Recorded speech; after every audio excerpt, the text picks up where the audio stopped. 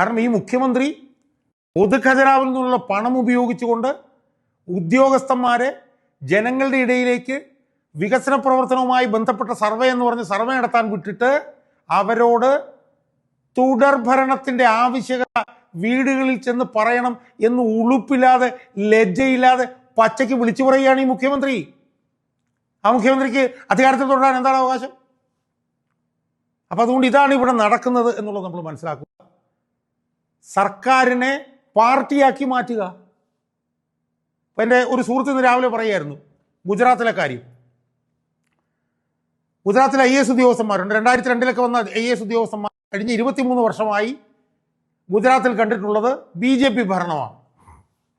കാരണം 2002 മുതൽ 2026 കഴിഞ്ഞ 23 വർഷമായി ഗുജറാത്തിൽ BJP മാത്രമാണ് ഭരിച്ചുകൊണ്ടിരിക്കുന്നത്.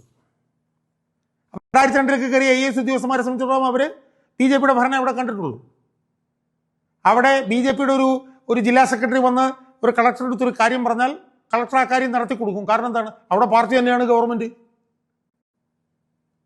അവിടെ കഴിഞ്ഞ 23 വർഷമായിട്ട് ഭരിച്ചുകൊണ്ടിരിക്കുന്നത് പാർട്ടിയും ആ പാർട്ടിയുടെ തന്നെയാണ് ഗവൺമെന്റും.